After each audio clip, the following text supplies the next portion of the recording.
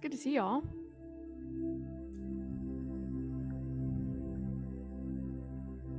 Babies and dogs and all the things. Good morning, Marcia and Megan, Emily, Fran and Jan. Okay. How's the music level before I begin? Is it audible enough not to put you to sleep when it goes silent? Thanks, Ibby.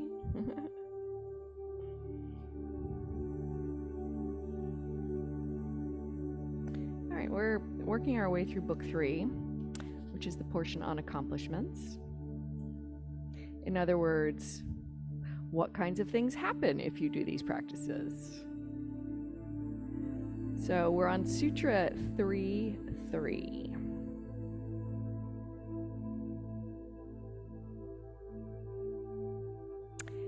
I'm going to just read the English translation. Here's what it says. Samadhi is the same meditation when there is the shining of the object alone, as if devoid of form. So we've talked about the last 3 limbs of yoga: dharana, which is concentration, being able to focus your mind; dhyana, which is single pointed focus on the object of your meditation, where it's a continuous flow, so not a lot of citta vritti interrupting your attention. And then this last one, samadhi, the highest state, says it's the same meditation, but there's the shining of the object alone, as if devoid of form. So, you might be meditating on a candle or a flower like we did last week. And what this is saying is that in this state, samadhi, the experience is the shining of the object. So you no longer experience the object the way you might originally see it, but you just see the shining of the object. I'm going to read a little bit of his explanation here, because he says what can't be said. He says, there's not much I can say about this one. You will easily understand when you have had a little experience. Meditation culminates in the state of samadhi. It's not that you practice samadhi. Nobody can consciously practice samadhi. Our effort is there only up to meditation. You put all your effort in dharana. It becomes effortless in dhyana. And you are just there knowing that you are in meditation. But in samadhi, you don't even know that. You are not there to know it because you are that.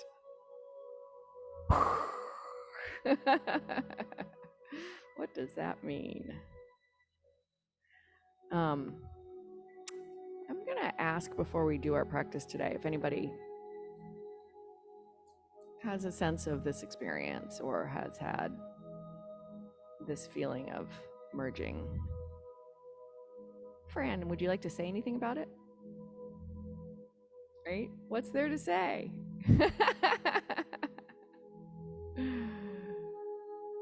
Yeah.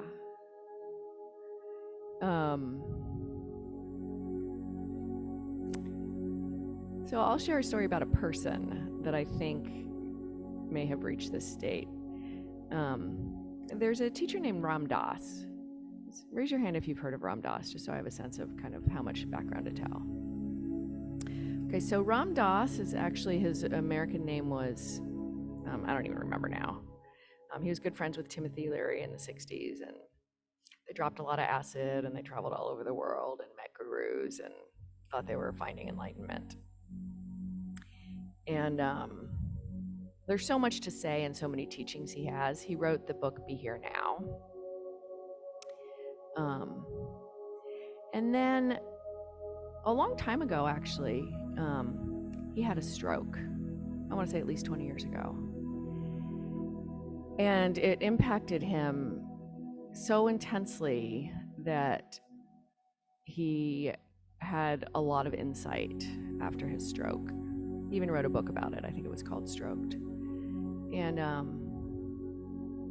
in his later life, he was still teaching and offering teachings. And they made a documentary about really up right till before he died, of his caregiver. And he would take him out into the ocean. He lived in Hawaii. And when you watch this man in this documentary, he looks like he's filled with light to me. And what is described in this description here, let me see if I can find this part. He says there are different kinds of samadhi. There's samadhi where there's still the seed of ego. That's called nirbija samadhi or sabija samadhi. And then he says there's a seedless samadhi where even that attachment to ego is no longer there. And that's what I think I've been a witness to, maybe in myself on occasion, but in watching somebody like Ram Dass. He says, as long as you have that tendency, you're still in sabija or savikalpa samadhi. But once you get completely roasted, even that germinating capacity goes away. The seeds are still there, and all external appearances, they are the same, but even if they're put into holes and watered, they won't germinate. What does that mean? All the thoughts, all the desires become selfless. Selfishness is the germ that sprouts saying, I want it. When the selfishness is completely taken out, you become germless. That is called nirbija samadhi or nirvikalpa samadhi. One who has achieved this may look similar to anyone else. But the burnt nature of his or her mental seeds is the difference between ordinary people and the jivan muktas, the liberated beings.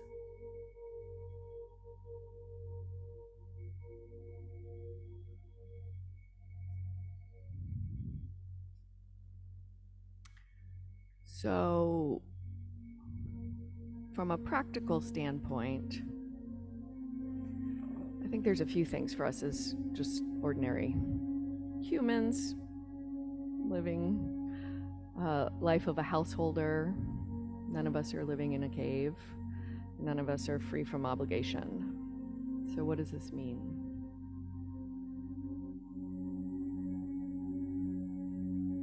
Well, for me, it means there's something to aspire to, selflessness.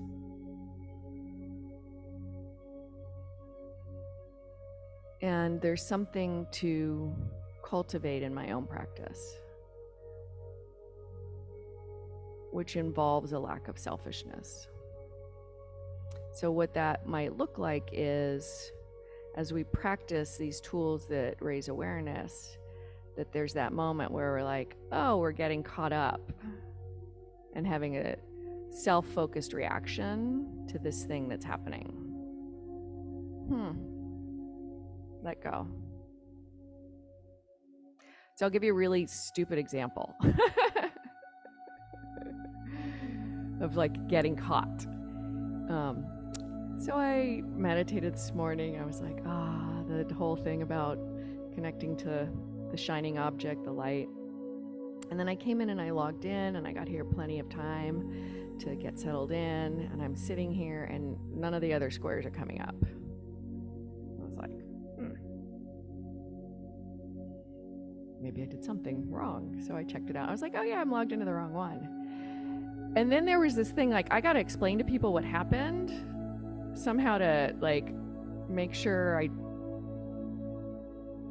didn't seem like I was late. Or I don't even know what it was, but it was like, I got to have like a conversation around this thing to explain it because it's a reflection on me somehow. And I was like, oh, you're doing that thing where your ego is like popping in where it's like really nothing.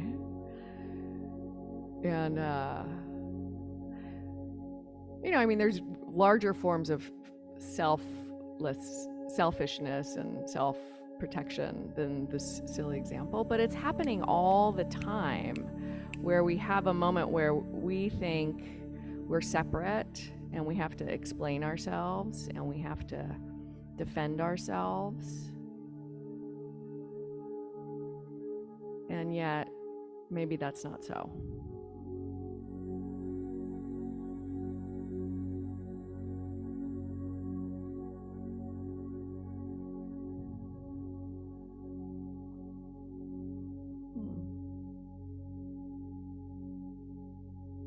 The light that shines within is going to be what I invite us to practice with today.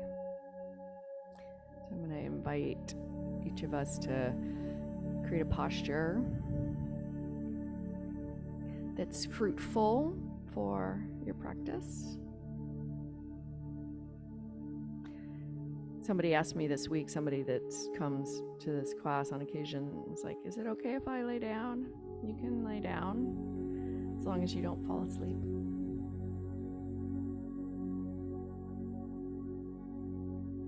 All right, once you find yourself situated, start to bring your attention more inward than outward. Eyes might close or lower.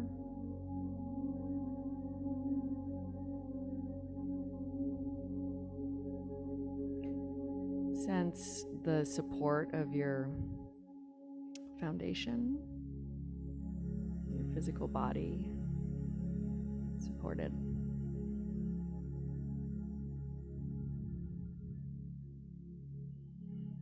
Do something purposeful with your hands.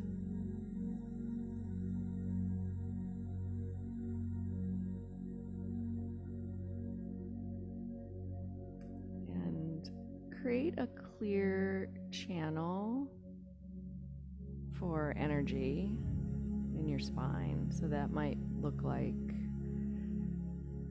becoming a little more upright.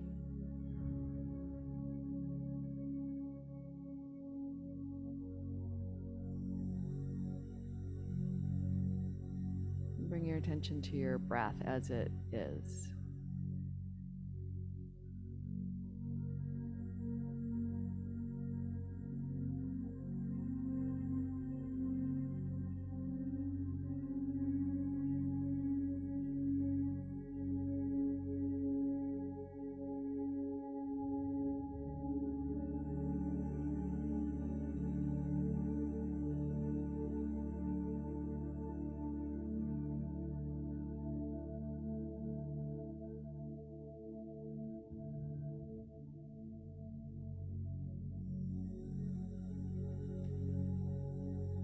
Picture in your mind's eye your breath coming in through your nose, traveling up across your upper palate and down towards the base of your spine. It makes a little U-turn as you exhale back up through the line of your spine and out through your nose. So you're just visualizing your breath coming in, following Sushumna, which is an energy channel that's basically in the same alignment as your spine. And the energy of your breath rises back up and out.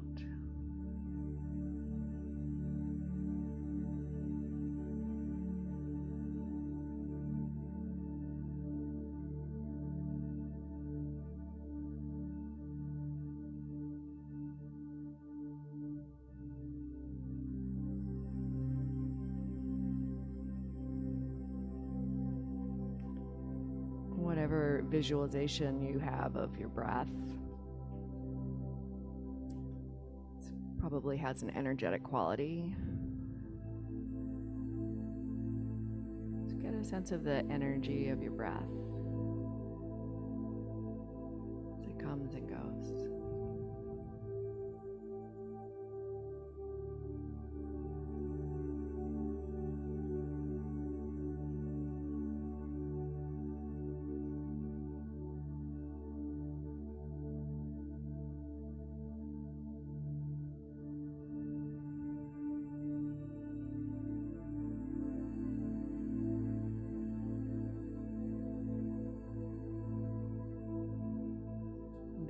energy might show up as light. So brightness as you inhale, filling up and down towards the base of your spine, and then rising back up towards your head, and then out.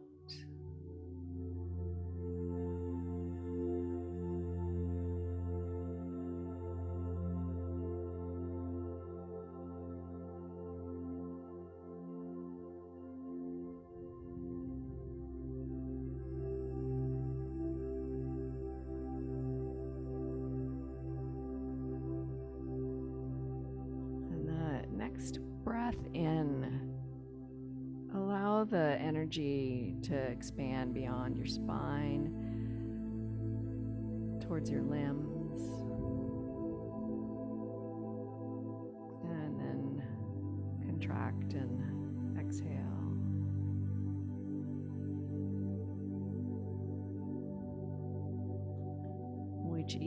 With each breath, your energy might expand down your limbs towards your hands and feet, and then recede.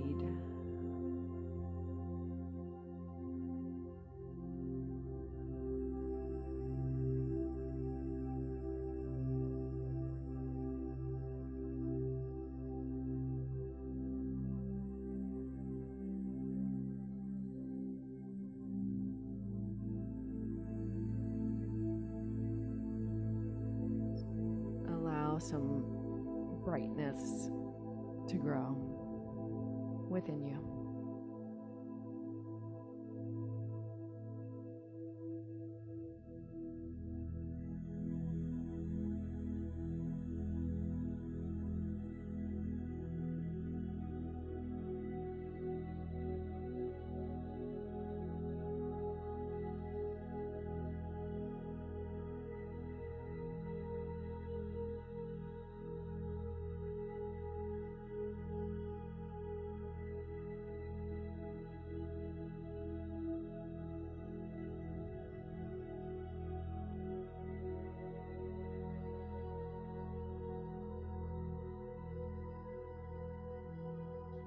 Eventually the brightness grows so much that it starts to extend beyond your skin.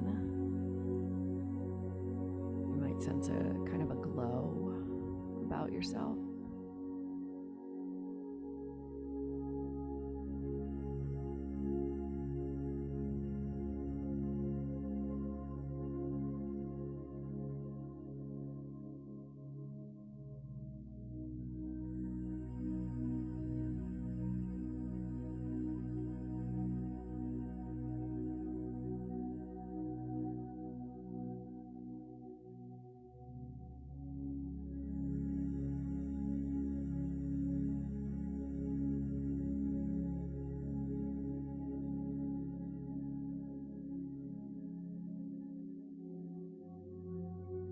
Notice if you start to feel a sense of warmth.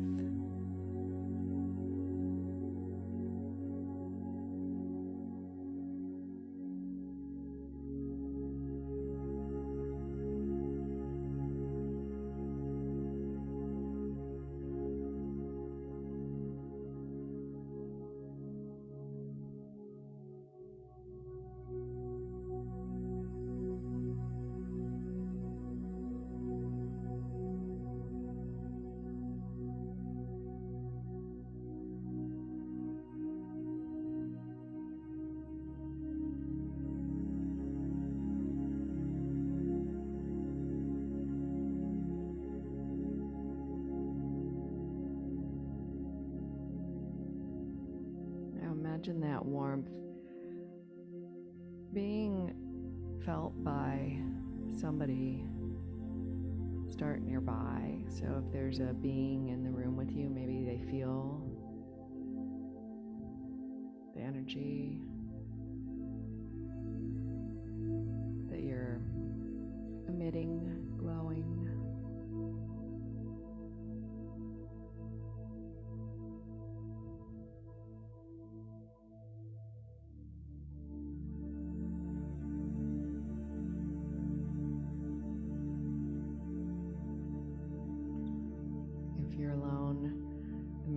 imagine a beloved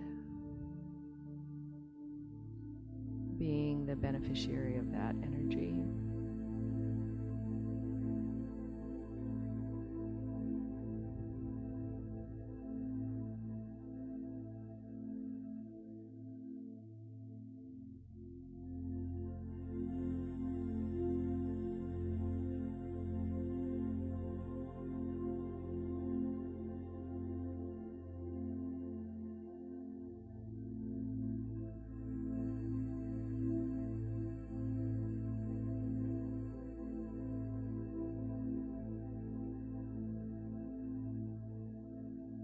If you are with another being in your physical space,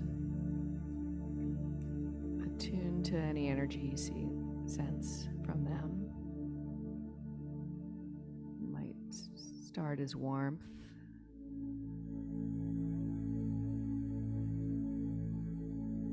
maybe the imagined person for those of us physically alone.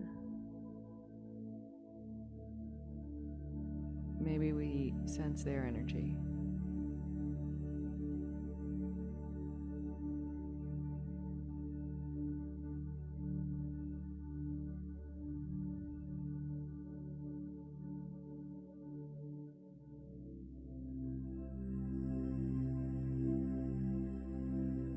And maybe the thought of our beloved brings a brightness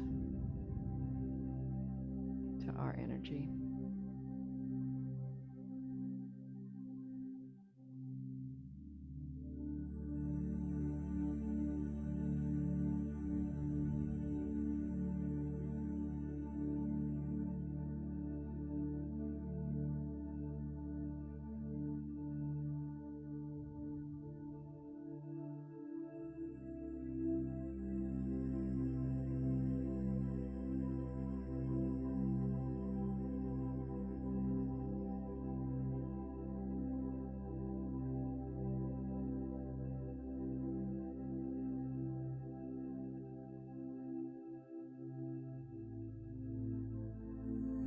Start to ground back into your own breath,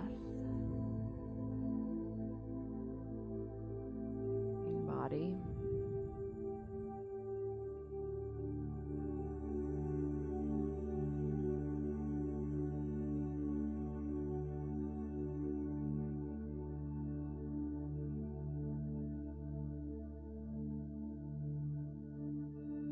Perhaps a half smile.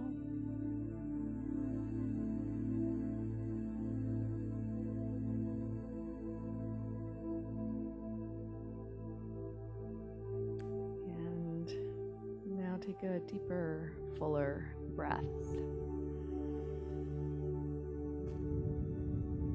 And do that one more time right here, just filling up.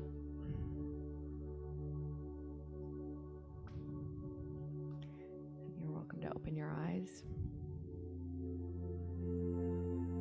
See what you see.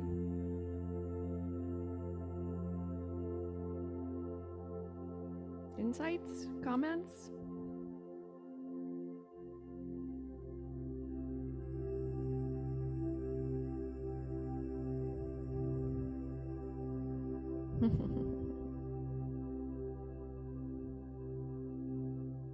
The light in me sees the light in you. Namaste.